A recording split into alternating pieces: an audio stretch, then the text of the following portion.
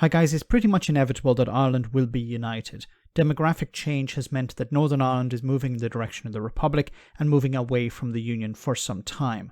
Brexit has turbocharged that shift as well, which leads to the question, what will a future Ireland look like?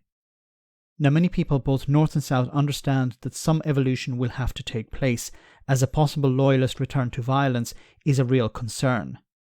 So I want to show you a clip from Irish TV where comedian Patrick Kielty, whose father was murdered by a loyalist paramilitary group called the UFF back in 1988, gave a hint of some of the things that need to change. Have a listen. The island and have nearly 1 million Unionists up the road joining this country without changing some furniture to make those people feel welcome. What do you think they'd like? I think you could probably start with not singing ooh-ah up the ra in the changing rooms, maybe. It's like... Oh, that's so harmless. That's harmless. Look, I know it is. I know it is. But you know what's funny about it is that if you were asked to rejoin the Commonwealth and you saw the Northern Ireland ladies team up there singing they're up to their neck in Fenian blood and singing the sash, you'd sit there and think to yourself, geez, I'm not sure about that. You see? Yeah. Right? Yeah.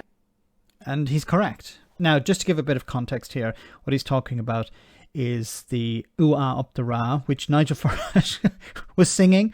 He was paid to sing. The ra is the Republican Army, short for the Irish Republican Army, the IRA, which have waged a war against British occupation in Ireland for a long time. Now, these songs, ooh-ah up the ra, they are harmless. They're not affecting really anyone, but it's considered offensive to people who are British living on an island, on the island of Ireland in the future. I don't like to call them Unionists because there will be no union. They will be British people or people of British identity. In the same way there are people of Italian identity, Polish identity, Brazilian identity, American identity living in Ireland. So I don't like the term unionist because there will be no union.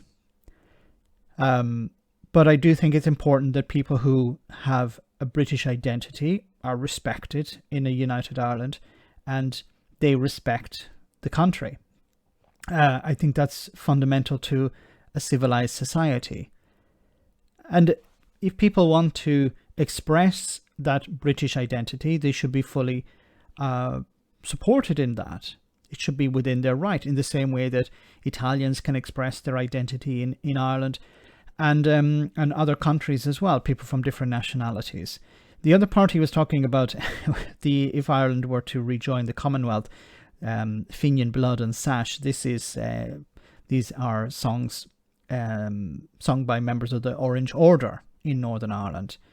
Many people probably in Britain don't know who the Orange Order are, so they're an extremely religious unionist organization.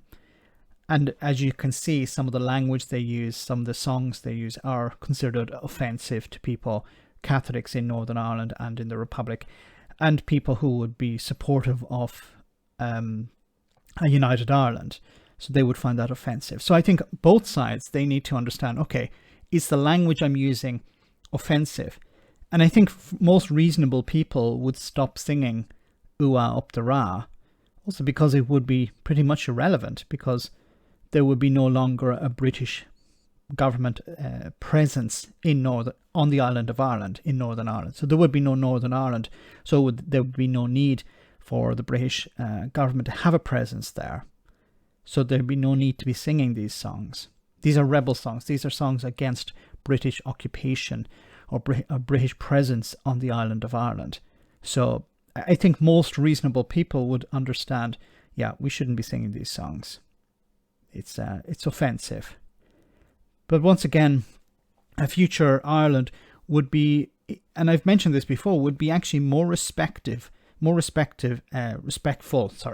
to the Unionist or the British people with a British identity than the Tory government are. The Tories and the Brexiteers are taking these people for fools. They would be much more respected in a united Ireland. Let me know in the comment section, guys, what you think about all of this. As always, your comments are greatly appreciated. Thanks a lot.